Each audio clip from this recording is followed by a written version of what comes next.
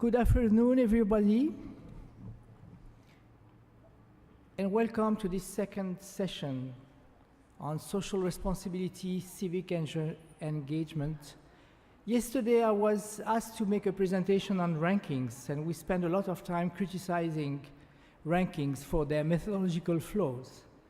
But today, I would like to turn around and tell you about a ranking that I found very exciting, which was published last week by a coalition called Universities Allied for Essential Medicines, which brings together the international NGO Doctors Without Borders and students who are challenging the role of universities in helping global health.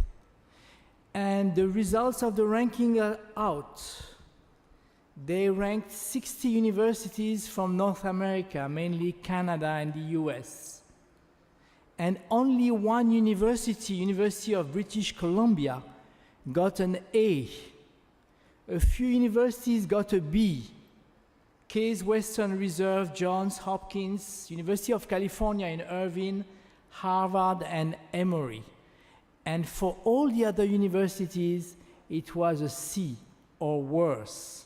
And the three criteria that they looked at were the following. First, how much research that these universities conduct in the health area is devoted to neglected diseases or to diseases that affect poor countries.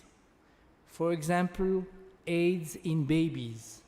Second, how much efforts do they make once they make a discovery to make sure that these new discoveries will be available to the poor?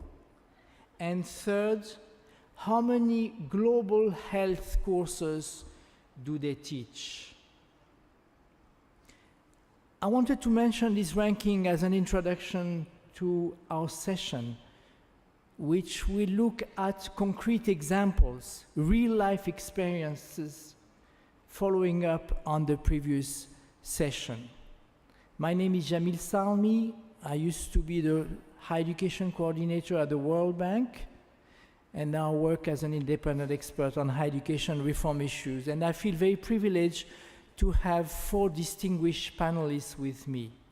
First, President Anderson, and as you mentioned, Rita mentioned earlier, you have the full biographies, which are very impressive, so I will not repeat them. Just mention that my first panelist here is President Anderson of American University of Cairo, President O of Seoul National University, President Soilit of Istanbul University, and Rob is not a president, but it's even better because he's a director of a network of hundreds of presidents, the Talwa Network.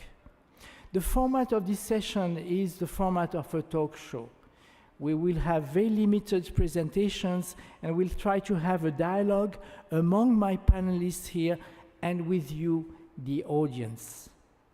So what I'm going to ask each panelist to make an introductory presentation, and then we will get the show going. President Anderson, you're first. Which would prefer? You prefer here or go there? Okay. Thank you very much. It's a delight to be here, and I promise I will be short and I will be informal, but I like to do that standing. I will not have a PowerPoint presentation because what I want to talk about is, in fact, the kinds of things that we at the American University in Cairo are really grappling with as we think about the role of an institution like ours in the 21st century.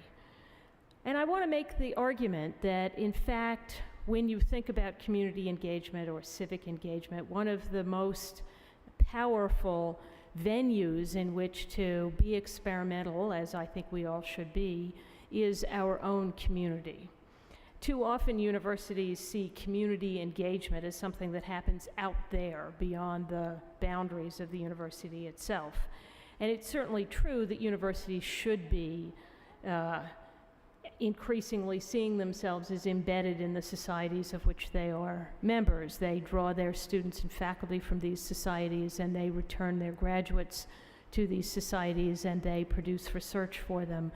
But it's also the case that historically universities were often seen as a little apart from society, that the almost monastic tradition of scholarly contemplation was something that universities enjoyed. And it's only been in recent decades that universities around the world have seen themselves not only as drawing strength from their communities, but having obligations to them. And part of the reason why it's important, therefore, for us to think about the impact of what we do in those communities is, as was suggested obliquely, at least in the earlier panel, we need to be careful that what we do is actually beneficial, both for our students and faculty and other community members and for the people beyond our walls. But certainly today, the model of a good university is one that is expecting its students, and in fact all of the members of its community, to be involved outside the classroom in kinds of experiential learning from the point of view of the students and kinds of service from the point of view of the communities themselves. I think one of the reasons for that, and I'll just mention this briefly and then I'll give 4 examples of how we at the American University are seeing our students in different ways from the perspective of their engagement, is that youth today are really profoundly different from any generation that preceded them. They are the first generation to have mastered, and indeed often to have developed and disseminated, technologies that they were not taught by their elders. Let me pause there, because I think this is truly a significant difference between them and all of us who grew up earlier. At 9 years old, my children taught their parents and grandparents things of value: how to program the VCR, how to work the smartphone, how to download apps, all sorts of things we didn't know how to do, and they did. And I would argue that as a result of that, their conception of knowledge and authority is actually quite different from mine, or at least mine as I was growing up. I was very deferential to people that I thought knew everything and I knew nothing, and my 9-year-old child, now of course an adult, doesn't have to have been so deferential even then. He knew things that I didn't. And I think as a result of that, this entire generation around the globe has somewhat less regard for institutional hierarchy, and they think most of what happens, that most of learning doesn't happen in classrooms. It happens in informal settings. It happens between peers. It happens as people teach each other how to do things. They think their peers are at least as useful and effective instructors as their actual teachers, which is one of the reasons why I think Dr. Mazur's interactive classrooms are as effective as they are. They think that learning can't be prevented. It doesn't stop when the class ends. It takes place 24/7, and it can't be prevented. And as a result, their whole approach to learning is somewhat different from the classic classroom-based educational institution. For old institutions like AUC, which is more than 90 years old, and many of the institutions that we are discussing today, moving from the processes and procedures that protected those kinds of hierarchical systems of authority to flatter, more horizontal structures that actually recognize and promote peer learning, continuous engagement, and open, flexible interchange will be an enormous challenge. Just as proliferating research networks are eroding barriers between national scientific establishments, open access and lifelong learning are erasing categorical distinctions between student and teacher.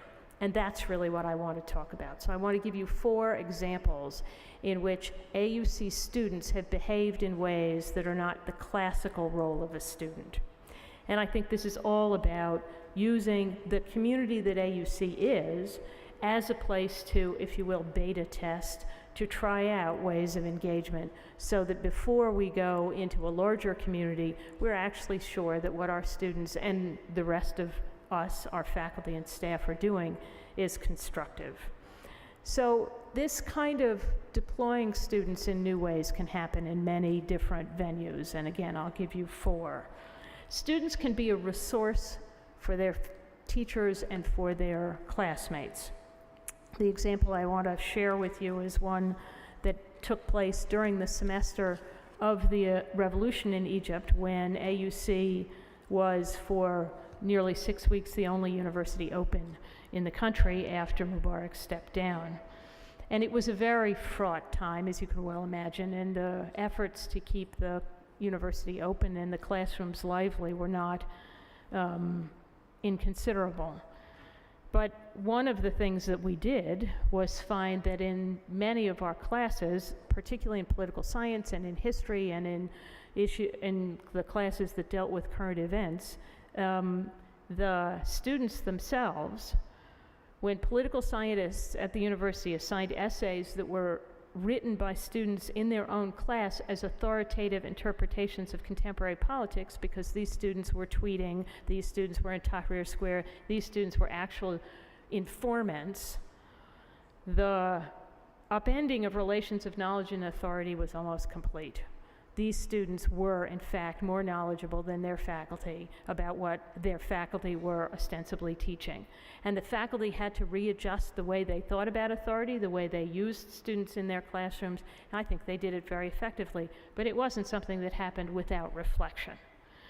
We now have degree programs that are designed for political activists interested in learning more about the social sciences and how to run political campaigns and write electoral laws and lobby legislators. In other words, it's not a school of public policy so much as it is a seamless interaction between the students in the classes, the public policy world, the university, the teachers, and the public sphere in Egypt.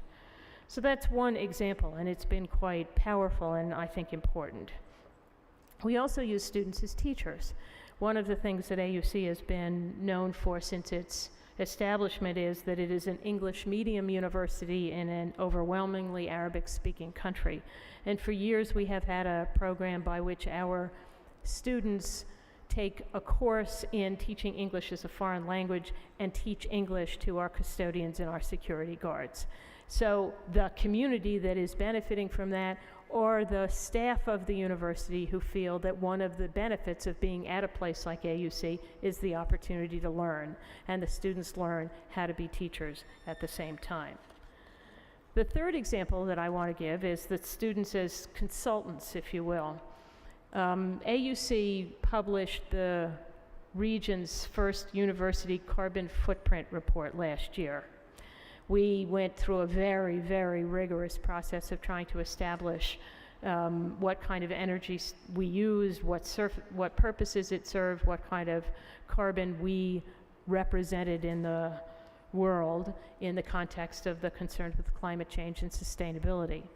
We now have several classes where the students are assigned to assess the recommendations of the sustainability report.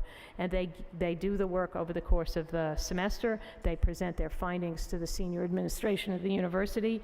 And several of the projects that they suggested that we undertake to mitigate our carbon emissions, including introducing carpooling programs and introducing new plumbing valves in the restrooms to save water, because of course, as is the case here, providing water is actually energy intensive, were actually adopted by the university.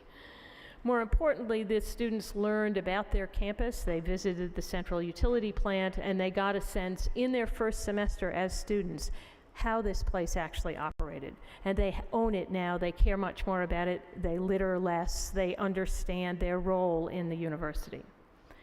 And finally, my final example is students as stakeholders, if you will, and what kind of role should students play as constituents within the university, and how should that role as a constituency be organized in an effective way. And not to make too long a story of it, we had several series of protests after the revolution when all students in Egypt felt the obligation to protest. And coming out of those protests were a series of agreements in which students have become formal members of many of the university governing administrative committees. That's turned out to be, I think, very fruitful in many ways. We have a much clearer sense of student opinion about things, of student approaches to planning that we're doing and so forth. But it has not been easy because students have a different rhythm in their lives. They're not accustomed to coming to a weekly meeting. They're not accustomed to being on time. And more importantly, they're not accustomed to actually debating ideas. So when a proposal is put forward at a committee, the students tend to think it will be adopted or it will be rejected out of hand, that there's no discussion of it. So they've learned a great deal about it as we have incorporated their views into the university as a whole. So from our point of view, civic engagement can be many different things, but importantly, it should be an engagement with the community of which you have become a member as a student. And as I say, there are many different ways we're experimenting with that. We think our students are effective advocates for their own positions. We think they turn out to be effective teachers of each other. We think they are an enormous resource for our staff and for our administration.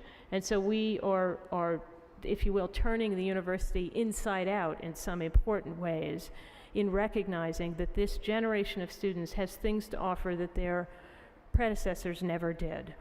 We think it's an important experiment and we commend it to you, and I look forward to talking about it more. Thank you. Thank you very much.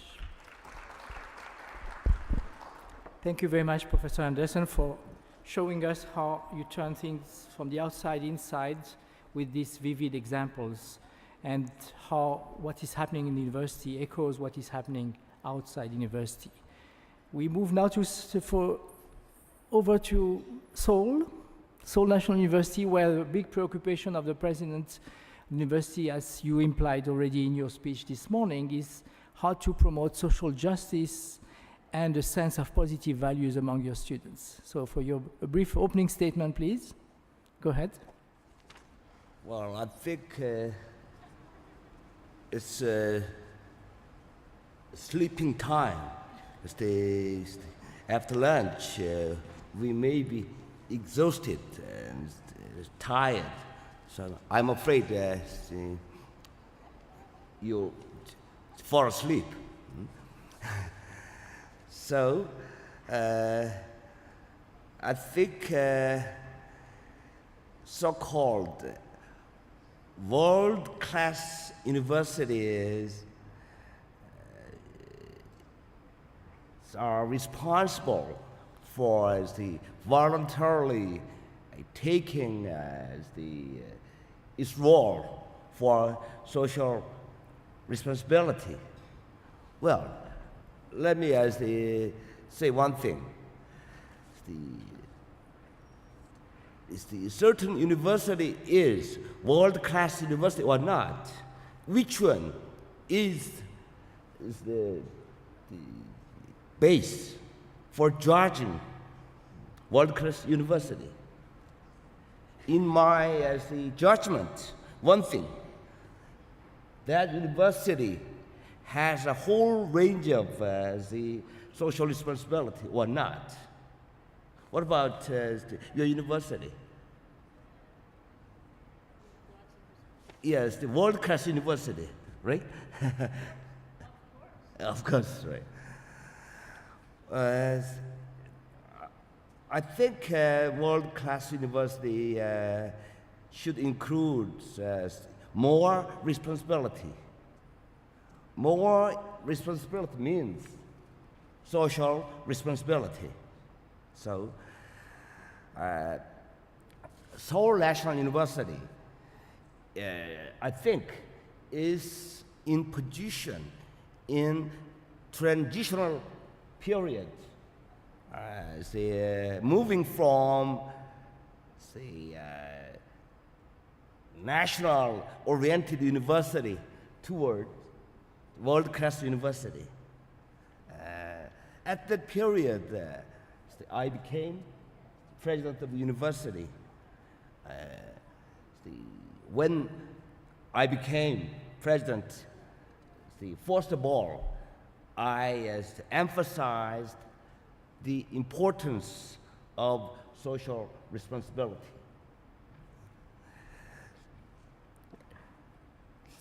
Seoul National University classifies social responsibility into two categories, two dimensions. One is domestic contributions, The other one is global cooperation. So, this afternoon, I'm trying to concentrate on the global cooperation.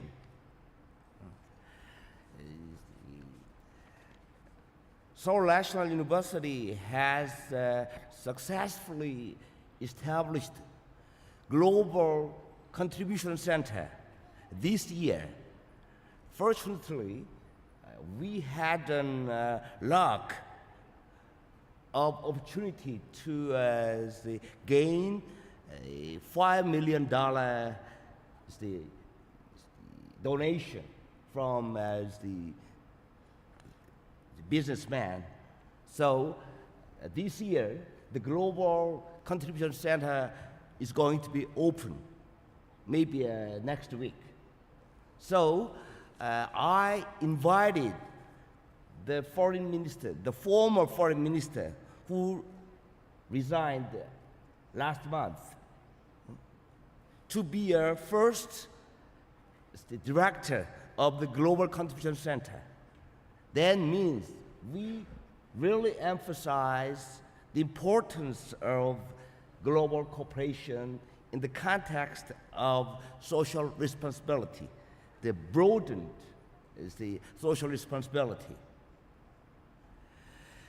You know why?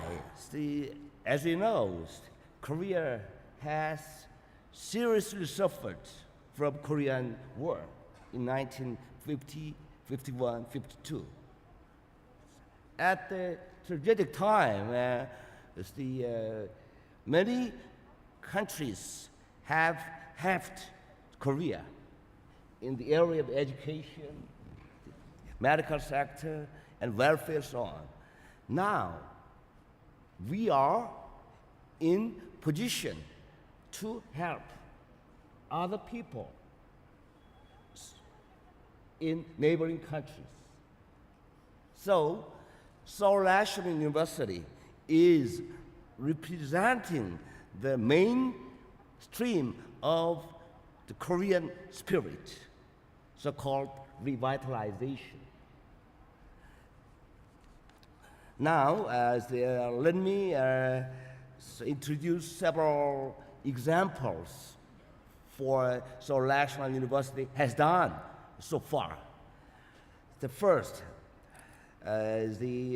in order to make students have experiences in the developing countries during summer vacation or winter vacation, we have established Seoul National University in Beijing, Seoul National University in Tokyo, Seoul National University in Washington, and in Nairobi. We are trying to expand this kind of the concept. And there is the university cooperation in Far East areas. That's called BESETOA. Beijing University, Seoul National University, Tokyo University, and Hanoi University. 4 universities are holding annual presidential conference for the 2 or 3 days to discuss on common issues and to share their ideas and visions. And secondly, Seoul National University has played a very important role in forming Asian Universities President Forum 2 years ago. The first forum was held in Seoul National University has done initiative. This year, this forum was held in Bangkok. Next year, the annual meeting for Asian University President Forum will be held in Kazakhstan, Almaty. So we are trying to strengthen the university cooperation the sharing the values and visions. Next one, this fourth semester, Seoul National University is trying to launch a new program for sharing our resources with other countries in the developing stage. That's so-called Seoul National University Fellowship Program. We are going to invite many professors in neighboring countries and in Asian countries. The major target is professors who do not have doctoral degrees. We are going to invite them to Seoul National University. We'll give them full scholarship until their completion of doctoral study. This year, let me say one thing. We invited Aung San Suu Kyi of the Myanmar. He's one of the political leaders. We gave her honorary doctoral degree. That means we are going to share the idea of she has done for human rights. So National University is trying to expand its values and visions for promoting the human value as a whole. Thank you, Professor, with this very interesting example. We started with what is happening within the university, and you took us to the global reach level of what Seoul National University is doing. And you will be at the crossroads of East and West with the University of Istanbul. Professor Yunus will give us his vision.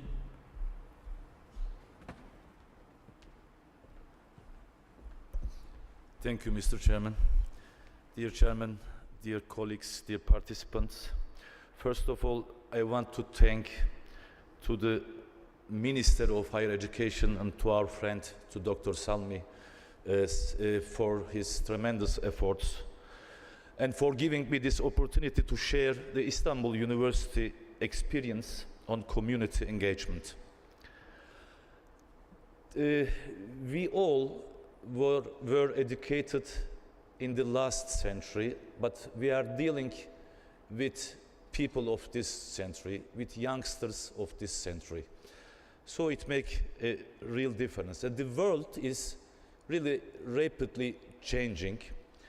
Not only the businessmen, the business sector change their courses for sustainable development strategies, universities have also faced to need change. And we have to come out beyond our high walls directly into the community, and the universities has to be part of the community as well.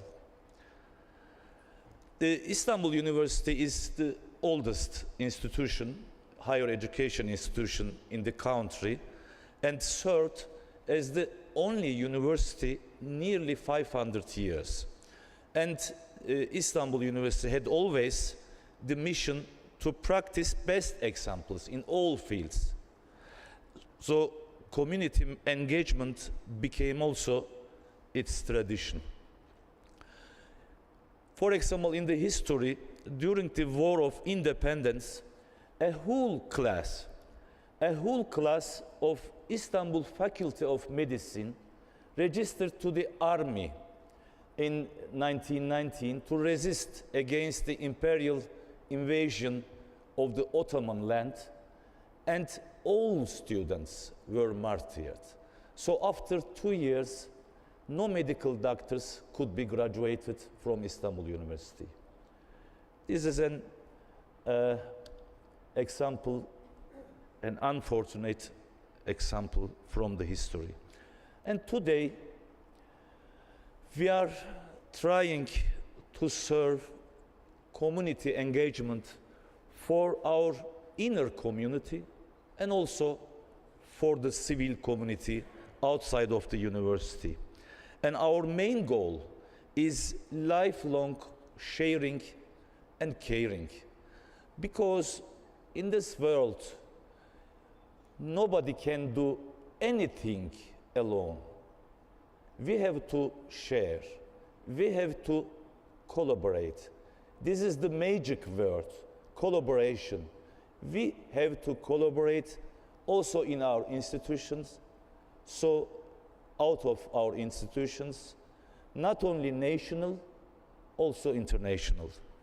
And to fulfill this mission, we established some new faculties and centers, especially in the last 4 years. I want to mention everyone, but for example, in our continuous education center, we have some sponsored programs for our students. And for example, another example is the Voice Library, established for visually disabled.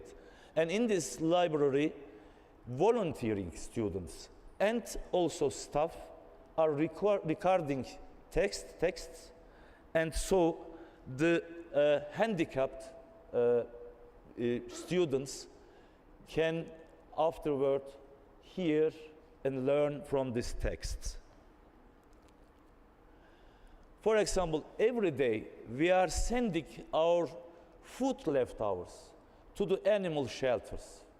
And also we established cat and bird houses in different campuses of our university.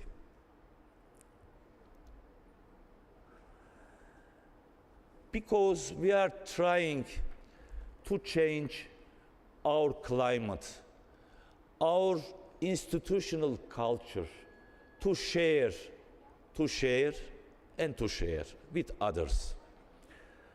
For example, our Children's University and Young Academy serves pre-university young generations to endear science to them.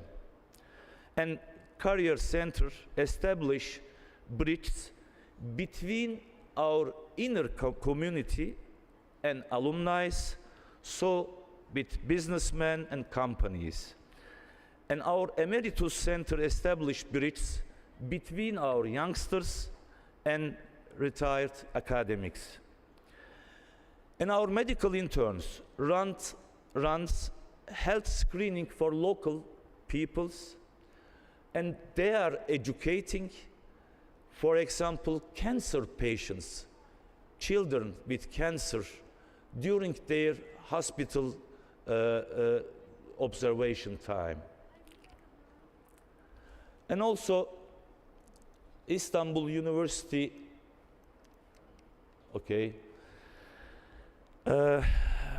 have a search and rescue team with students, academicians, and staff, and we are serving in natural disasters, in earthquakes worldwide. It was a good example in a city in in east part of Turkey. We had in 2011 a big earthquake, Richter 7.2. We looked all our students. We have about 90,000 students in our university. We looked all the papers. We found out all the students, their families are in one, and to all of them, 1 year we gave extra scholarship, extra food, and extra administration. That was a good example for the community engagement, I think.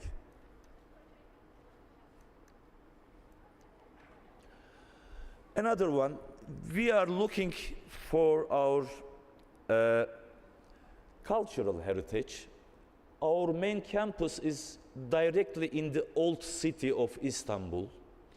So, for example, we collaborate with Istanbul's special provincial administration to renovate historical Ottoman houses around our main campus to preserve Istanbul's cultural heritage.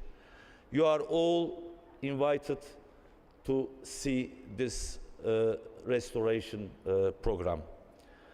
And also, we have more than 20 collections in our university in different branches. And we are trying to register every collection officially to open them to the public as real museums, as accredited museums. And for example, this is an example for research for society. Our students produced solar and hydrogen cars for being good partners of green energy, and they gained many races with these cars. We have also some cross-border social responsibility projects. Two of them are the Berlin East and the Macedon East project. Berlin East, a project for vocational education of unemployed young Turkish German citizens in Germany. There are more than 130,000 students in Germany. They haven't any employment. And the Macedon East project is to establish collaborative technoparks in Macedonia and working together with Balkan states for different problems of the Balkan countries. And I am trying also to be a good model for our inner community especially. And in my holidays, I am going with the doctors worldwide to some countries to help children to operate them, because I'm a pediatric urologist and I want to show to our staff and students we have to share our everything with others. Thank you.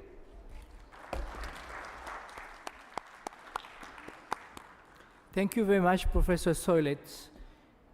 Sharing and caring, I think, summarizes from your presentation what we're talking about. Now, moving to Professor Hollister, what is this mysterious Talwa network? We've heard so much about these past 2 days. Am I coming through okay? Good. The Tower Network was organized by 25 vice chancellors, rectors, presidents from 23 countries in the fall of 2005. And it was such an exciting gathering. There was so much energy and shared vision that the group decided to keep working together and to form an ongoing network. It's a network of exchange, of joint action, of capacity building. We've raised funds for seed grants to member institutions. And in addition to what this particular group does, I think an important piece of the experience to share is how rapidly it has grown. Today, there are over 285 institutional members of this coalition devoted to advancing civic engagement and social responsibility. And those 285 institutions come from 71 countries. So they're truly, it's just one indicator that this trend truly has now become a global movement. But if I might, perhaps in my just introductory comments, Jamil, begin to talk about some specific examples that emerge from the experience of that group. Because the good news is, as university civic engagement takes off and is expanding around the world, with each year we know more and more about what works and what doesn't. And so just to, in the context of we have had some inspiring and very thoughtful presentations advocating the importance of university social responsibility and what its benefits and approaches can be. But let me jump in on a few observations about the strategies for effectiveness. And just to mention one that others may have comments about as well, and that's reforming our organizational structure. If you look around the world and take seriously our goals for community engagement, it's clear that the organizations that we work for are organized to obstruct rather than to facilitate many of the things that we've started to advocate in this conference. And let me just open with three observations about specific strategies that are beginning to take root and demonstrate real effectiveness. One is creating a staff capability for supporting faculty members, for building their capacity, for guiding students' volunteer service, and for brokering the kinds of internal-external relationships that are essential ingredients of community engagement. But if you look at those universities that are doing well with their social responsibility work, all of them have at least a handful of staff members whose job is to support that work, typically housed in a center for public service. A second strategy that has served many of our members well is to create a new high-level position, an administrative leadership role, raising up the authority and the capacity for advocating and coordinating the university's social responsibility work. Several years ago, the University of North Carolina at Chapel Hill created a new vice president for community engagement. At the National University of Malaysia and the three other research universities in Malaysia several years ago, new positions and offices were created called Deputy VC for industry and community partnerships. And a third specific organizational change that's proving to be effective is to organize university-wide councils of faculty members who meet regularly and who are mandated to be a forum for exchange across different parts of the university and to work together to change the university's policies and practices. A good example in the US of a very strong faculty council cutting across all schools is the University of Minnesota. But I'd be curious as from other panelists and from the audience, other organizational strategies that people find are working. Thank you very much, Rob. And beyond these organizational changes, is it that easy to change, to modify the mindset and the habits of the academics? As some of the panelists alerted us to, and we saw that also in Professor Malzo's presentation, how do you change the way, how do you bring back these new developments and new commitments of the university into the classroom to change the way learning occurs? Would anyone like to talk about that? Professor Son. It's really not easy because the academicians are special persons and the environment, the climate of academia is a little bit different than the civil society. So we have to give really too much effort for that.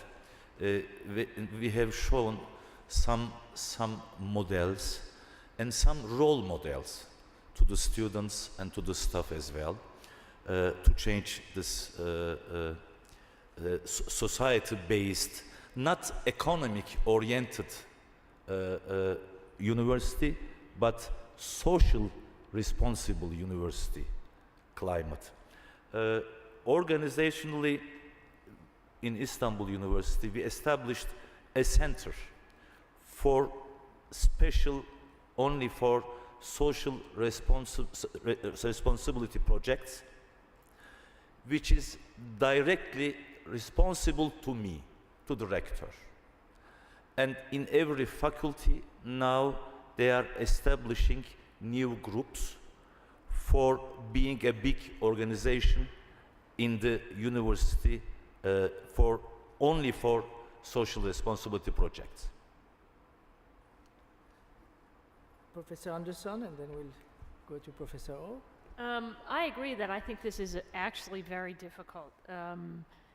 I think the problem with doing what Rob recommends of having a center or something like that is that unless it's mainstreamed, it tends to be sidelined, and a small group of faculty continue to say we need to be experimental about this and so forth and so on, and everybody else does what they did before because they know that they're going to be promoted on the basis of, you know, research output and so forth and so on. So I think unless it becomes something that is seen across the university by all of the faculty as something that will be rewarded and is important, it's very hard to do.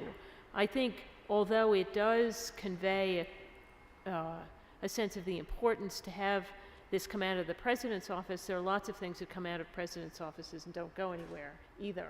So I think there are two things that I think are worth monitoring at least. One of which is the students have to demand it. The students have to feel that this is the way they want to learn. And if the students aren't interested and the students are happy to sit in class and take notes and take exams and so forth and so on, it doesn't really matter. You're never going to have the kind of engagement that we're talking about. I think the students do in general, and so I don't think that's something we have to be too concerned about, but you have to watch out for it because if they don't demand it, if they don't appreciate it, it's of no value. The areas where, perhaps surprisingly, I think it is coming from both students and faculty are the pre-professional programs. Engineers do this without thinking about it. Business faculty are networked all over the place. They have internships and job shadowing and all sorts of things. Experiential learning is much clearer to them than to faculty in the humanities, for example. So I think one of the things we also need to be thinking about is at any given university, there's going to be unevenness here. There'll be patterns of early adopters. How do you get the early adopters to get some leverage in the rest of the faculty? Professor O. Yes. For this purpose, professors are very important elements.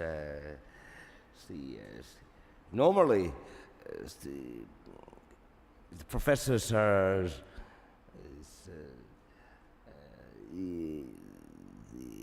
self-interest oriented normally, right? We do not blame them.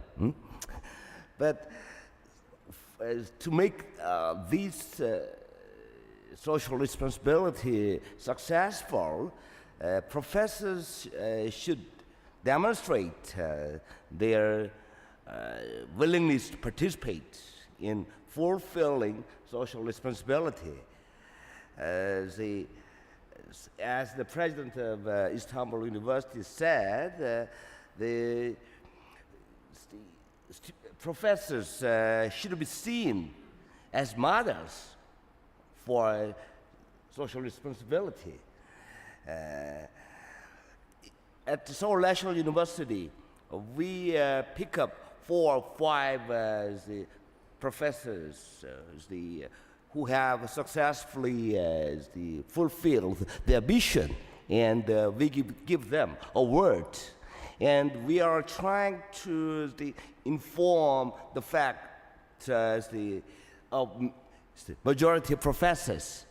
So that should be done in a form of some kind of movement for intellectual people. I think that's the level of the society which has more background or not.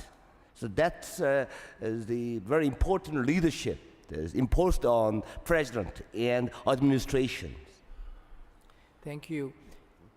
Professor Anderson, you mentioned, I think, a very important aspect, which is if you don't mainstream, it will be sidetracked.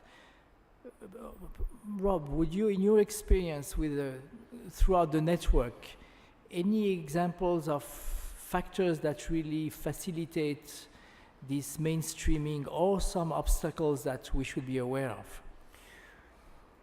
A couple of thoughts, and you're of course right that changing academic institutions, changing academic culture is of course incredibly difficult, but indeed it is happening. So as we've watched the needle shift a bit in our respective institutions, often with lots of effort and lots of frustration along the way, the fact of that change means that more change is possible. And you know, Lisa, it's interesting to have you with characteristic humility observe that presidential leadership does not automatically change things. But I think a marvelous feature of this conference is that you have, I think, at least 11 heads of universities who are speakers.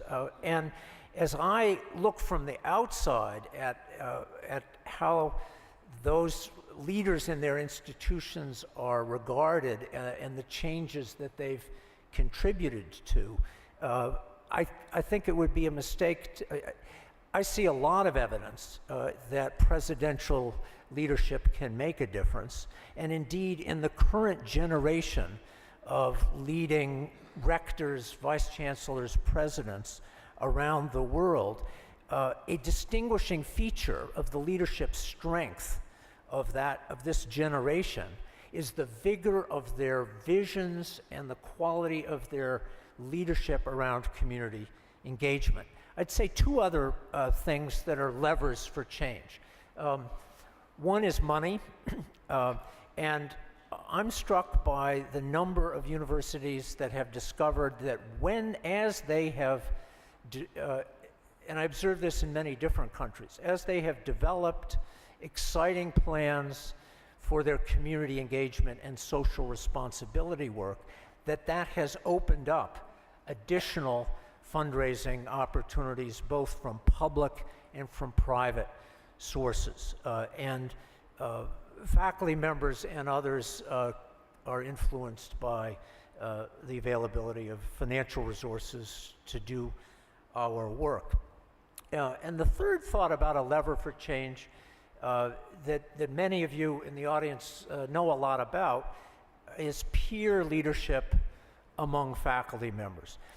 In my own institution, there's a chair of the Department of Civil Engineering who's a specialist in soil and in contamination of the earth. And when we helped him to add to his very technical course on cleaning up contaminated soil, a community project, he immediately discovered that his students were not only learning some good values of community leadership, but they were also learning the engineering technical side more strongly. And what did he do as a result of that? He, of course, started to brag and share his experience with others in the School of Engineering. And again, I think my colleagues from other institutions might have similar stories. But as individual faculty members doing precisely what Salim Badat was commenting on earlier, of integrating community engagement with teaching and research and gaining some evidence that in fact is a route to greater academic excellence, who are the most credible sources of information about that experience? It's faculty colleagues. Well, let me add one concept. See, I'm not an expert on education studies. I proposed one adjusted concept for education or success. Normally, education can be termed as the preparation process for being independent and standing on his or her own feet. But I'd like to add one concept. Education can be termed as preparation process for not only being independent, but also helping other people. Or as the education means, capacity building process for helping other people. That's related to the concept of leadership, as I mentioned. That's well put. Education with a purpose. Thank you for challenging us. Any other examples or experience that you would like to share before we move to opening the floor to the public? Whom I'm sure have questions to all our speakers. Professor Son. Yeah, I have a question for everybody. Do you think that the university itself is a social responsibility project? How we can differ in our actions, in our activities, which is social responsible, the other one is not enough social responsible. Did you ask yourself this question? Because education is a social responsibility. Research is done for people, for human beings. Searching for truth is a main mission of the university, is also for the human beings. What do you think about this? I have, if I may, two comments. One of which is, yes, I agree that one of the wonderful things about working at a university is that you should know that the institute, you're not, in other words, just producing individuals who are graduates who are more responsible than they otherwise would be, but the institution as a whole is more responsible than other comparably sized institutions in society. But I don't think we should necessarily be completely sanguine about that, because with the growth of proprietary and private-owned universities everywhere, it's not clear that higher education is in and of itself seen that way everywhere. So I think there is that sense of tradition, certainly in the universities that we're talking about, that they're either publics or they're not-for-profits, of, sort of long-standing and so forth. But there are many places in the world, including this part of the world, where there are a lot of proprietary institutions which are designed to make a profit. And you can make a profit in higher education. There's a huge market for, certain kinds of skills, and there's huge market for certificates, and so forth and so on. So it's not that hard, actually, to imagine higher education without a great deal of social responsibility. So I think in that sense, we need to be self-conscious about that being an aspect of a world-class university or even a responsible national university. Yes, Rob, on this, since you have more than 200 members, what would you say? What are the characteristics of these members? Do they have something different from the proprietary institutions that Professor Anderson was referring to? Yeah, I must confess I don't have an entirely confident answer to that. I think it's probably a safe overall conclusion that those universities that have declared or embraced a special strategic focus or commitment to social responsibility, as part of that, look at themselves in the mirror and say, to what extent are our institutional policies and practices consistent with and reinforcing of what we're seeking to accomplish in our teaching, in our research, in our community engagement. I observe quite a range of accomplishment in that regard. And I think a good opportunity to continue the conversation about this specific topic is the panel tomorrow on sustainability, which in some ways is such a key dimension of exactly the issue that you're mentioning. How about you, the people in the audience? What do you think? We have a question here. We'll start here. Thank you very much, President Anderson. Thank you all for your comments and lectures.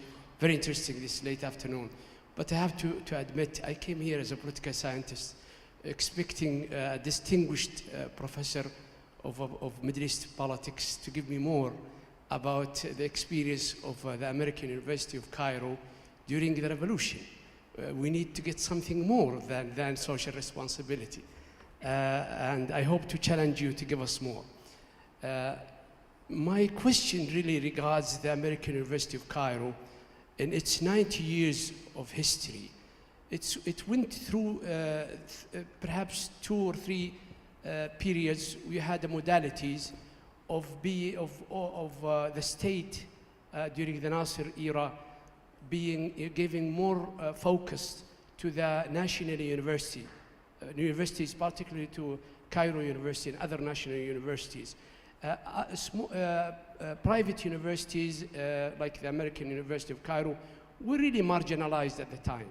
Then we had Mr. Mubarak, before that Mr. Sadat, President Sadat and President Mubarak. When they came to power, they gave more emphasis to the American University and to the other universities, French University in Alexandria and so on and so forth. Because of the elites in Egypt, the nature of the state has really changed. In the past was a state-centric approach in which the bureaucracy of the state played a major role. During the last 20 or 25 years, you have the business elites in Egypt playing a more role, and their sons and daughters would like to go to a private university like yours. My question really, and I would like to challenge you more on this, is regarding the future. How do you vision your university role in the future vis-a-vis the state, particularly the Ikhwan al-Muslimin, being the Muslim Brotherhood, being in power perhaps for the next 4 or 5 years? How do you vision your university, particularly since you have lived in Tahrir Square next to the people there? Thank you. Before we put Professor Anderson on the spot, we'll take 2 more questions so you have time to formulate your answer. In the middle here, and then we go to the right.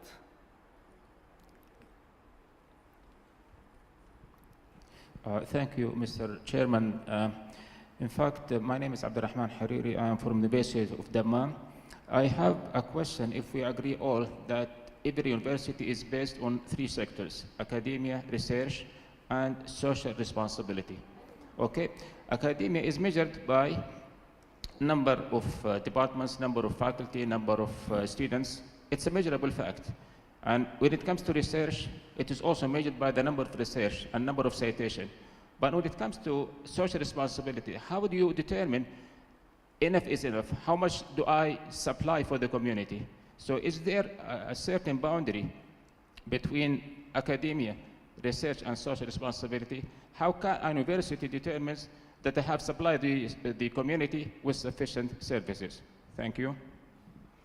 Okay, well, good question. Do you want to separate that, or is it better when they are integrated? We'll come back to the panelists.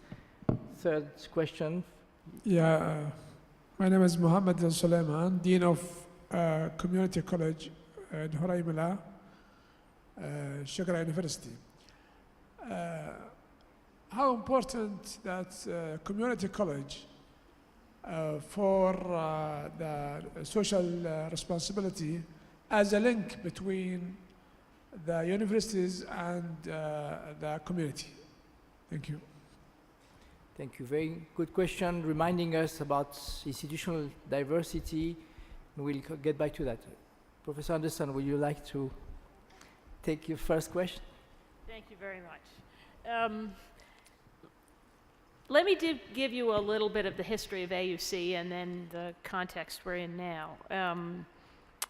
AUC is the 3rd oldest university in Egypt after Al-Azhar, of course, and Cairo University, which was established 10 years before AUC was. So AUC was established in 1919, and I remind everyone that that was an earlier revolutionary moment in Egypt. And so we were born in the crucible of revolution, and so it sort of goes in our bloodstream somehow. During the Nasser period, you're quite right, there was a focus very much on the national universities and the national universities as being of service to the nation, which is, again, I think that's an important element in how people have long thought about what universities are supposed to do. The American University in Cairo was almost nationalized at that point, but ultimately there was a special protocol that governed its operations in Egypt. So it wasn't until about 15 or 20 years ago that true private universities were authorized. So for a very long time, they continued to proliferate national universities in the provinces and so forth and so on. And then about 20 years ago, the German university, the French university, the British university, and it's no surprise really that they were modeled on the American university. Many of those are proprietary, that is to say they're designed to make a profit for the owners of the university, but they have provided some service to communities who felt that the national universities were simply no longer capable of providing what their children needed. It is now particularly complicated by the fact that many graduates of any university in Egypt, but particularly the national universities, have trouble getting jobs. So you have all of the statistics I'm sure you're familiar with of all the unemployed university graduates in Egypt, some of which are, of course, employed in Saudi Arabia, which is a different issue altogether. I think there are solutions to those kinds of problems, and I actually think that AUC can play a constructive role in developing some of those solutions. So the way we think of ourselves now is obviously by the standards of any national university in Egypt, and even most of the privates, we're still quite small.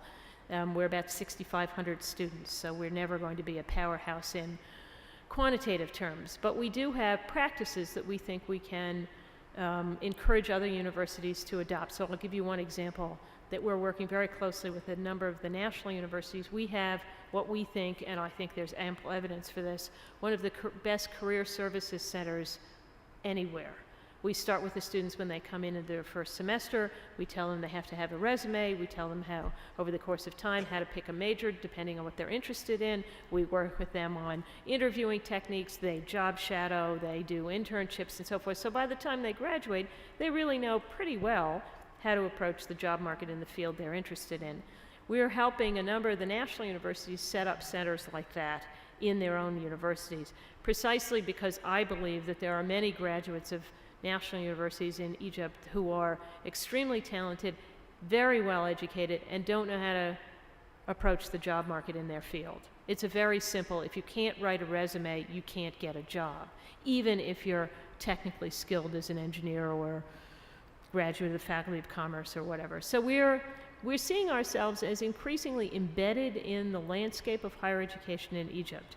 We're talking now about a collaborative degree program with the University in Alexandria, a national university. They have some very good work in archaeology, as you might imagine, so do we. We think it's time for a master's degree in conservation and museum studies that we would do jointly with a national university. So I think our sense of the future of AUC is really an example of what I think the future of higher education is, which is we're no longer going to be sitting as independent institutions. The good institutions are going to be nodes in networks, and the networks are going to be research networks. The networks are going to be different degree programs. There's going to be much more student mobility, so you're going to have exchange programs with other institutions around the world. The best universities are going to be able to launch themselves into those networks. And I think AUC is very well positioned to play that sort of role, networking universities within Egypt and then globally. And typically business schools are at the leading edge of that. Business schools very often have programs, executive MBAs where they work with a number of universities and so forth and so on. But I think universities as a whole are going to start doing that and are going to see these research collaborations or joint degree programs and so forth. If AUC can do that as an institution based where we are now, I think that in itself is a service to Egypt. And so that in itself is the way you think of an institution as opposed to simply producing the next generation, but actually acting as an institution socially responsibly. So that's sort of the way we think of ourselves now. We've had, as you probably know, graduates across the political spectrum from the very beginning. And we continue to have graduates across the political spectrum now, so we do not anticipate having any different relations with any Egyptian government than we've ever had. Who wants to take the second question? Who wants to start? Professor O, and then... I'm not so sure which one is second question, but if I remember correctly, I'd like why the concept of social responsibility is maintained. Let's say very simple way.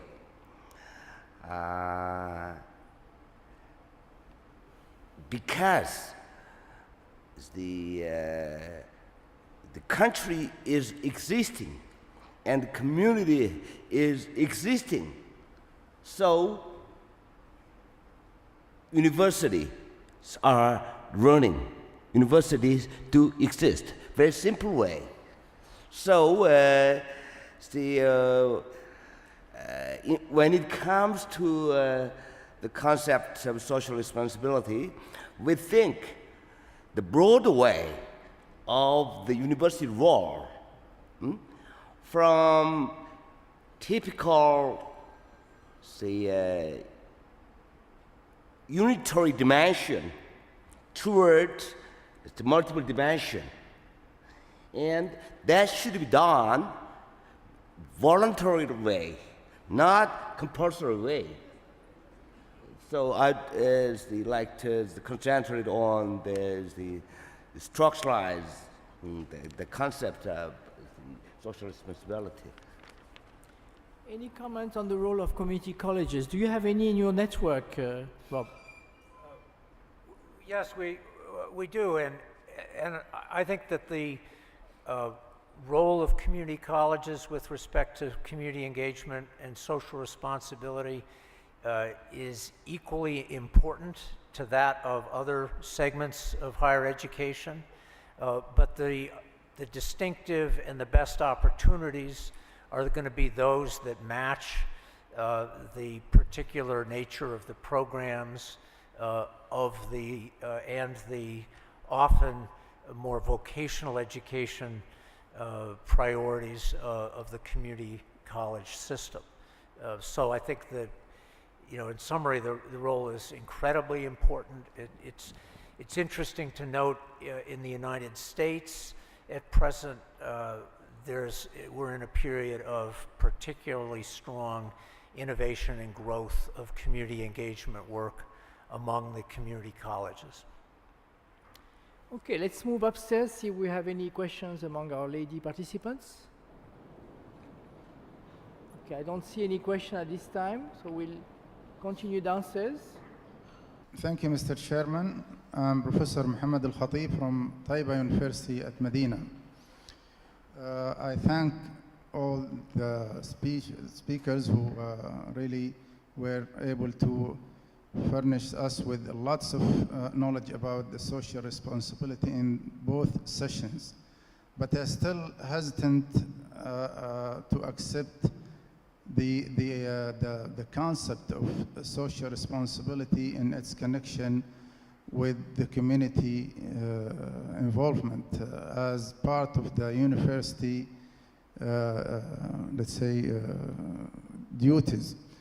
There are so many things in my point of view that might be different when discussing this issue or might be at the same time intervening. It depends on what do we really mean by social responsibility. I know that this issue is being taken into consideration at the Ministry of Higher Education lately, and this is why they are holding this conference in a system that is centralized or highly centralized.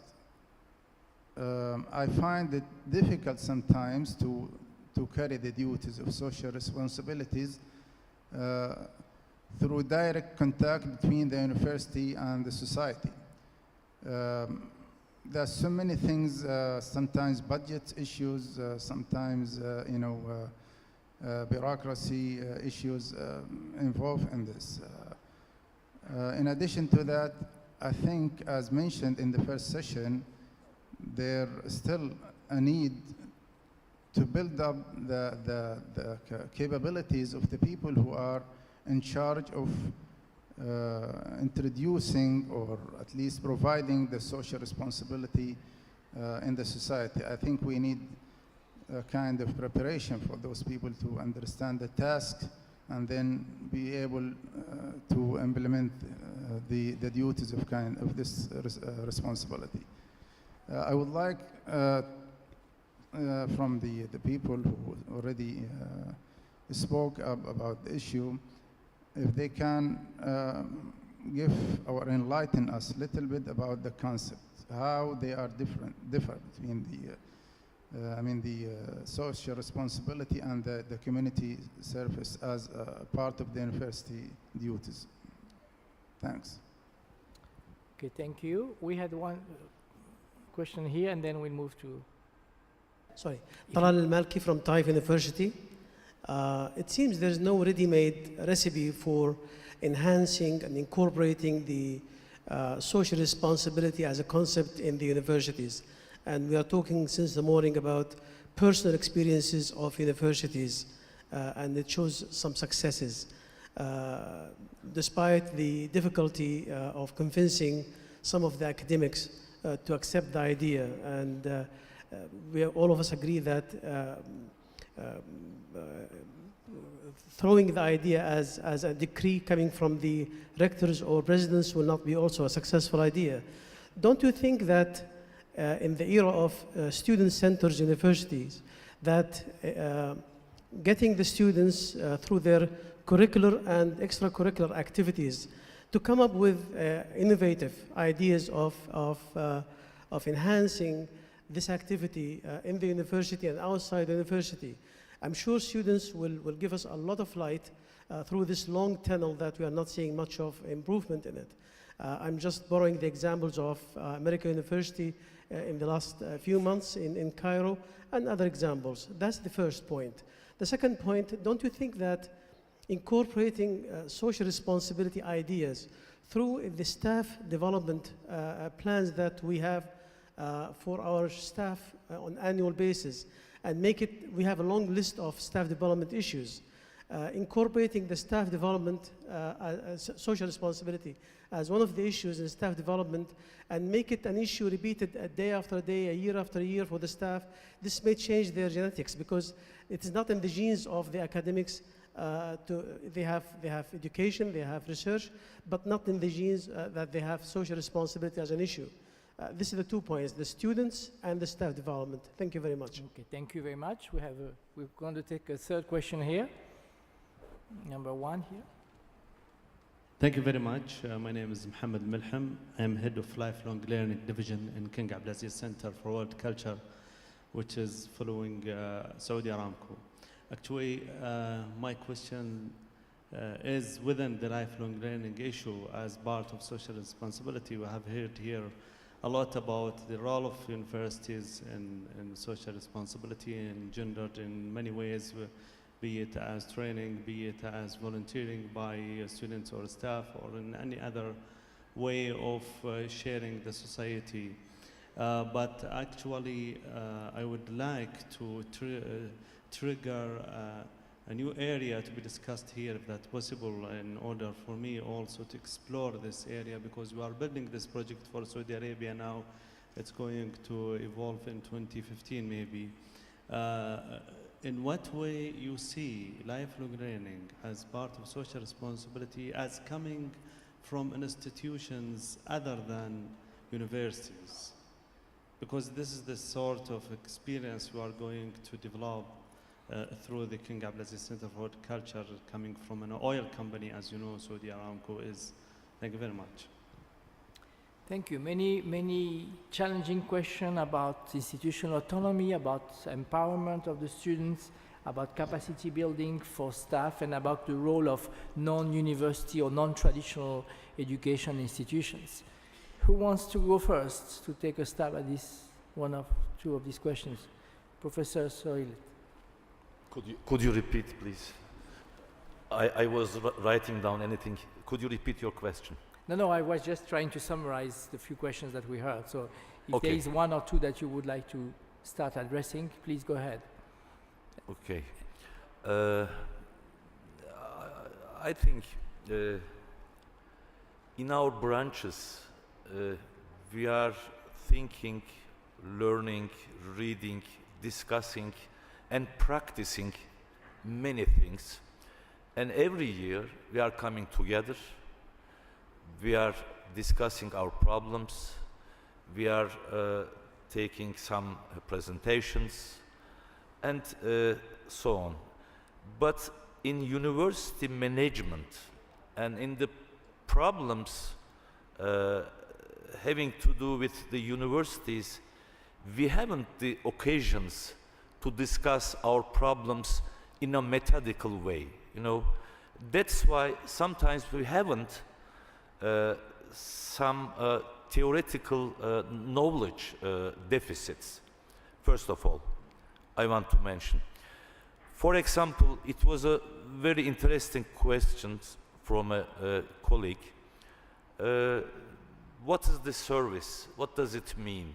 Is it the third mission of the universities? Am I right? That was the question.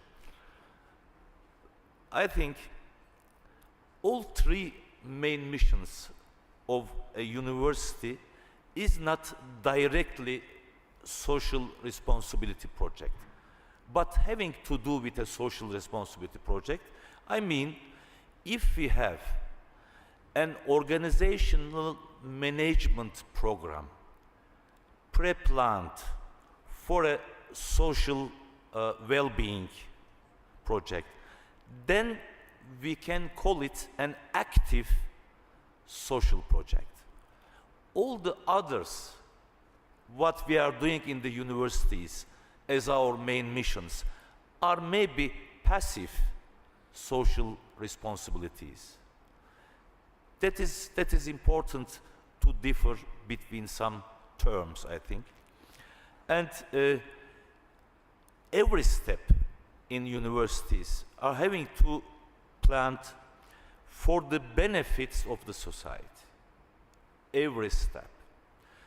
We have to change our cultures in this direction because we need this as universities. If an oil company take any project and make any project for the social responsibility, they can talk to everybody, and they can talk in every TV, and they can get it broader and broader to other peoples. But we as universities, we cannot be so informative as the companies.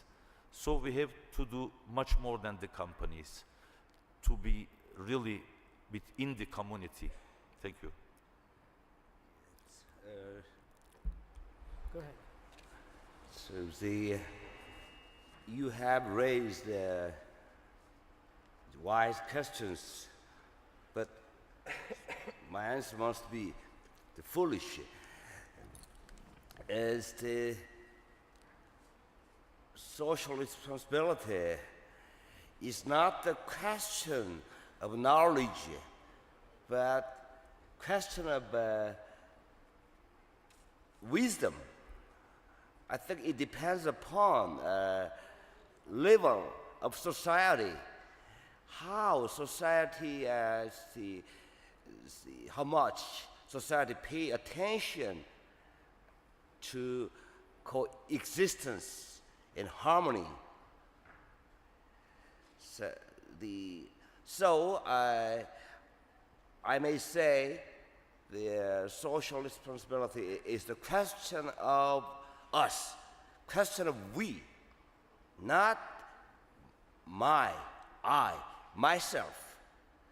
Under this situation, the universities are sharing more responsibility as through a collective action for better life of human beings belonging to the community.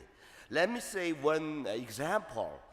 There is a very peculiar admission policy for undergraduate students for Seoul National University.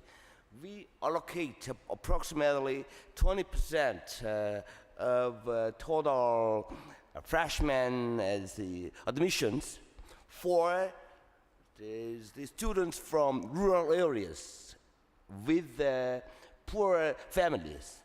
So such kind of admission policy is regarded as one of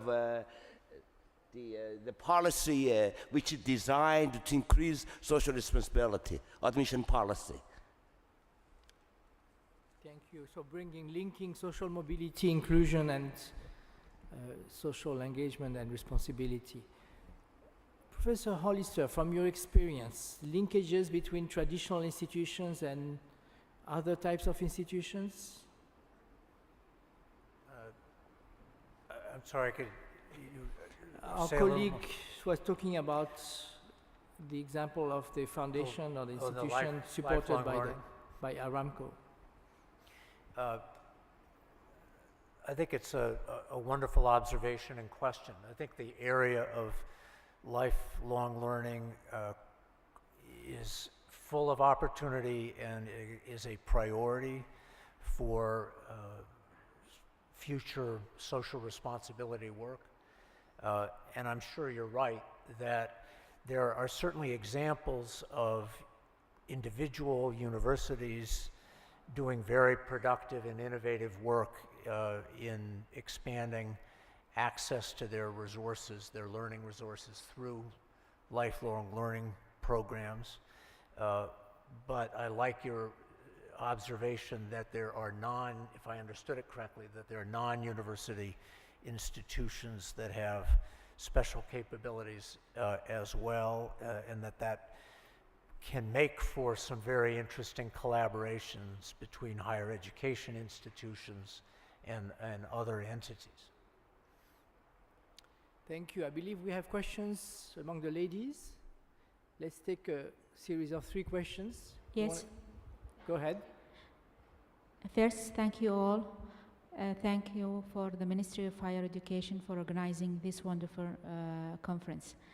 I just want to, at the end of this session, may I ask a question about the social responsibilities of all of us, especially the presenters of this session, to come up with a social project which can support the poor students from the war in the Middle East, and the people in Palestine or in Egypt and in Syria. Thank you. Thank you. Any other question over there? Yes, please, go ahead. Please don't forget to introduce yourself as you formulate your question. بعد إذنك دكتور جميل بعطي سؤالي باللغة العربية. Okay, we need translate for everyone and then.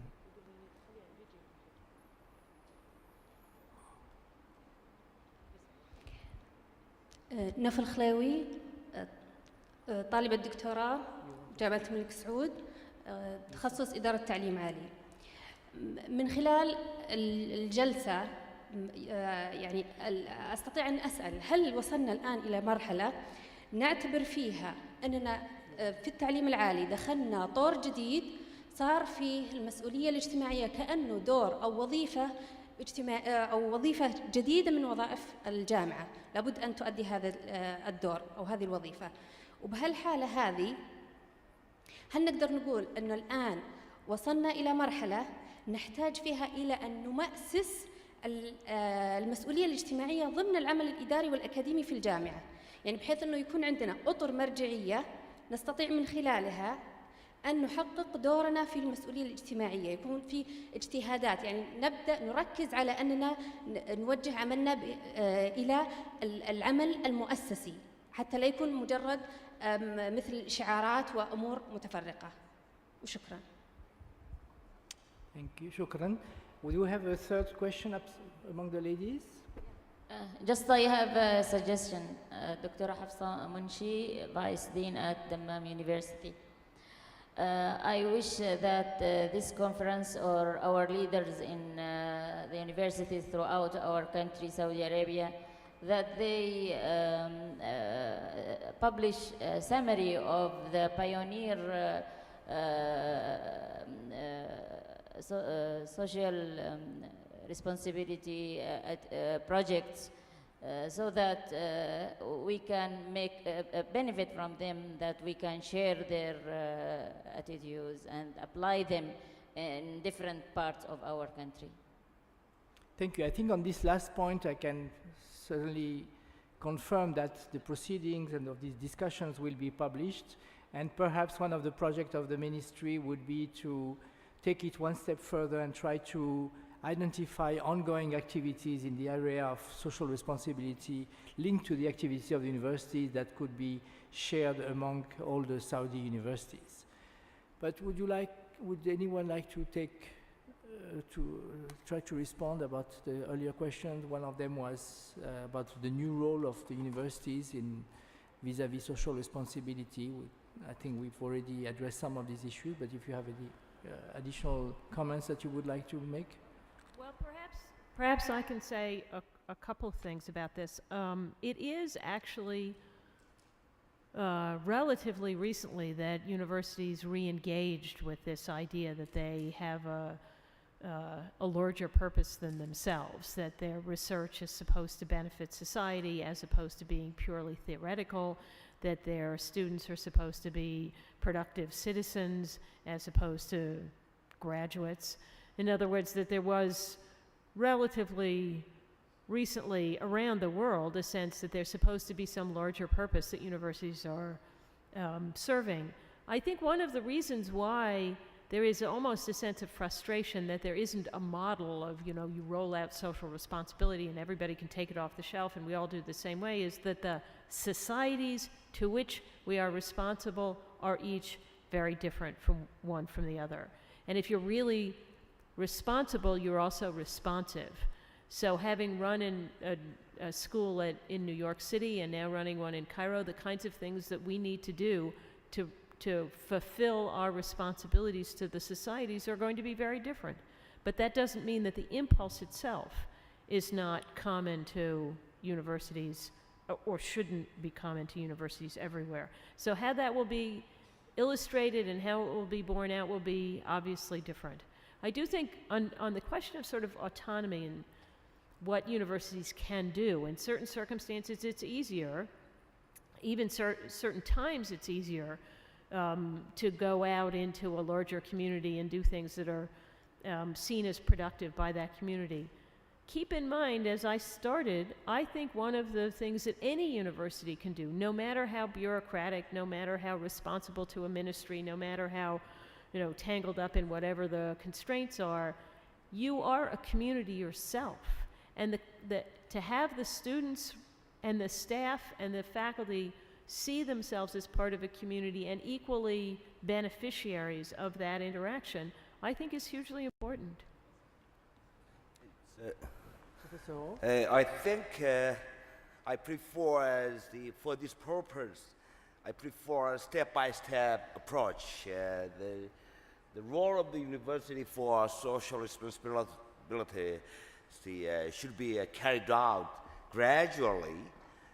We encourage students and professors to do informal way, voluntarily way, and autonomous way, step by step. The fact that we are discussing on this issue means significant. We are the working one step ahead for the encouraging this concept of social responsibility. Thank you. Professor Alsbach.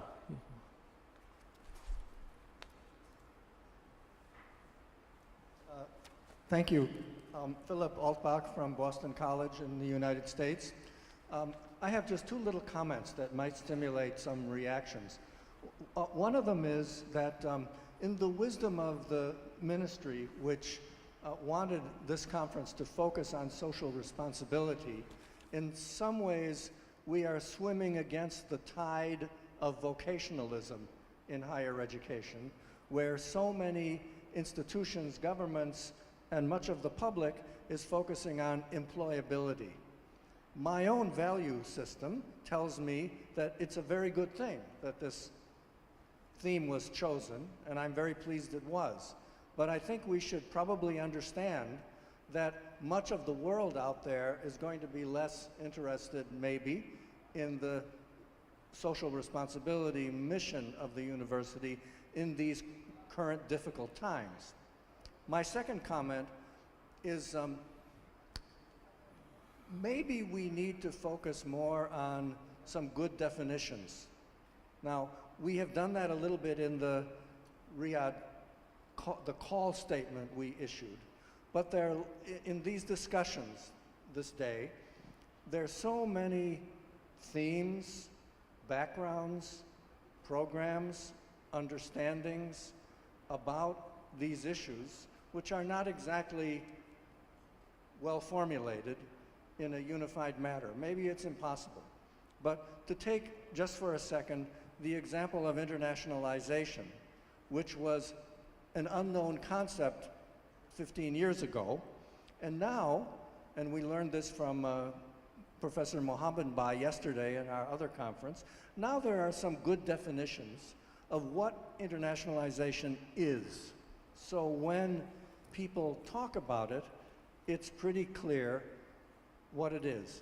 Maybe we need, maybe through the Talwar network or someplace else, a good set of definitions of the values behind social responsibility, what it means for us, because if we just take our speakers today, there are many different approaches, some of them on campus, some of them in the broader society, some of them quite little case studies, all of them valuable, but where do they fit? Maybe I'm just saying this as an academic and not as a practical person. Behind you, please. Thank you. I'm Maria Nieves Tapia from Argentina, from the Latin American Center for Service Learning. I wanted also to make a couple of comments because it's a great privilege to be here, because usually the southern part of the world doesn't have the opportunity to come into dialogue with other parts of the world. And there's also language issues.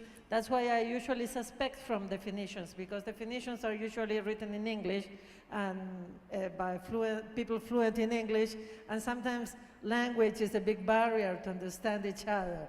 So what I wanted to comment is, first about something Rob Hollister said. It's important that we have people in the organization of the university committed to engagement. But in Latin America, we are making the centennial of our university reform movement, when most of national universities in Latin America establish vice presidencies for social engagement. We call it extension. And extension has provided us with a lot of great projects, a lot of faculty devoted to engagement, but we have universities divided between the engaged faculty and the serious people. And so I agree that it's important that we see engagement as something that takes the whole university. Regarding the last comment, I say social responsibility, social engagement, however you want to call it, is important precisely because we are worried about unemployment. Because social engagement for universities means what we are researching has something to do with what's happening in the world. Our economy schools are thinking better ideas for the world's economy. Our architectural schools are thinking how to build houses less expensive and better housing for the poorest people. Are our medical schools studying what they should study? Coming from the southern part of the planet, we tended for many years to copy the curriculums from the northern part of the planet. And the northern part of the planet didn't need to study tropical diseases. But in Brazil, in Colombia, in Paraguay, kids are still dying because of curable tropical diseases. So I think we have to think social responsibility as something that has everything to do with research, with teaching, and not only with some volunteering activities that we do in our free time. Thank you. Do we have a third question, or we have enough? I think these were two very important sets of questions. Yes, over there. Yes, my name is Mohammed Thabit. I'm from Al-Qura University.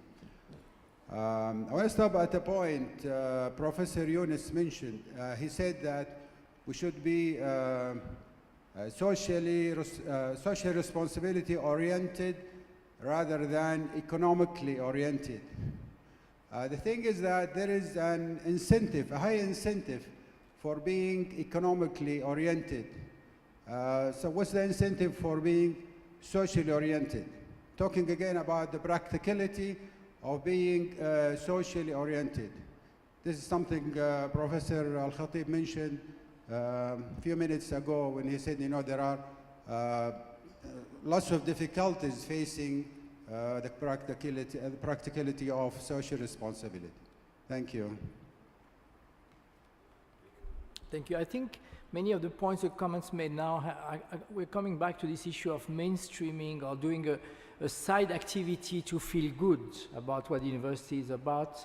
Is there really a tension between preparing for employment or productive contribution to society, or being socially or engaged with the community? I'd like our panelists to address that. And perhaps for you, Professor Hollister, deal with this issue of the common definition and good practices. Is it something that the Talwa Network is working on to have a repository of positive experiences and understanding better what works and what doesn't work in different contexts?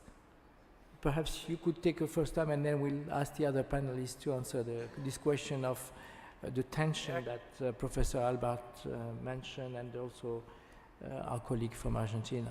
Actually, if I could beg your indulgence, what I'd like to comment on is the employability and vocationalism issue.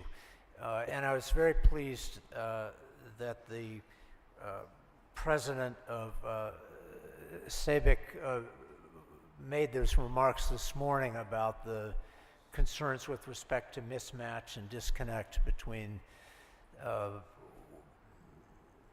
what universities are producing and what employers are seeking. I think there are a couple of ways of responding to the challenge to universities that we develop, educate graduates who are more employable or better entrepreneurs. One is to err in the direction of an overly narrow, short-term vocational training, and I think there clearly are problems with that approach. But there's a very interesting and positive irony about what students learn when they participate in high-quality community engagement programs. They, in fact, learn in abundance skills that are in short supply in the economy. They become much better problem solvers, organizers of each other. They gain dramatically in their communication skills. So there's an ironic, but I think very important way in which strong community engagement programs are an extraordinarily effective way of making students more employable and better entrepreneurs in the long run, and doing that in a way that that escapes, at least in part, some of the downsides, some of the very real downsides of the whole vocationalism pressure. Professor Anderson. want to echo in some ways what Rob just said. I actually think it's a mistake to assume that it's sort of zero sum on vocationalism, and I mean, if nothing else has been demonstrated in Egypt in the last 2.5 years, it's that when people demand dignity, it's partly because they want a job. It's hard to be a really good, productive member of your community if you don't have a job. They're not unrelated at all. And to be able to give people who are university students the confidence and the sense of self-worth that comes out of these kinds of experiences as they approach adulthood seems to me to be hugely important. And to me it's of a piece. It's a spectrum of things that we need to be doing. And it's part of the reasons why I agree it's a little complicated, because some of what we've always done has been in some general way socially responsible. But I think what we've found is, certainly in Egypt, throwing out, generation after generation of students who can't get jobs is not socially responsible. So we need to be thinking about this both from the vocational side and from the, these are going to be members of families, they're going to be parents, they're going to be members of communities, they're going to be citizens, they're going to be team members in businesses. Whatever they do, we need to be able to think of them as having a set of skills that's going to carry them much further than the technical skills they're getting and finding are inadequate for living an adult life. Professor Soilin? I would say very short. I'm afraid, but it seems that the extracurricular abilities are much more important nowadays, more than the curricular abilities, curricular knowledge and curricular skills. We have to notice that as universities, I think. And when we think so many people are changing their jobs, not only jobs, professions as well, we have to be more flexible. But then perhaps we need to change completely the way we look at curriculum. Yes. And bring the extracurriculum as becoming the main curriculum. Yeah, I think so. Co-curricular, absolutely. But that's very difficult. Some of you may have heard the words of Clark Kerr, who said that changing the curriculum is more difficult than moving a cemetery, because at least in the second case we have the cooperation of the inhabitants. I wouldn't say this in our university, No, exactly. We are reaching the end of our session. Any last words, Professor Ho? Well, let me point out one the ideas for the meaning of the social responsibility for community. It's so-called togetherness. Well, there are many issues like environment, human rights, and these issues are universal in their nature, and the universities might be important as the agency and the tools for the solving these issues. So anyhow, we can approach these issues with friendship, with togetherness. That's one of the elements for the social responsibility, emotional way, I think. I think, if anything, the questions that were asked show that we are just beginning to think more systematically and seriously about the role of universities in vis-à-vis communities and their social responsibilities. But it's starting to ask the right questions is the first important step. So I would like to invite the audience to thank our panelists who have helped us think about these issues this afternoon. And again, thanking you, the audience, for your very insightful questions and comments.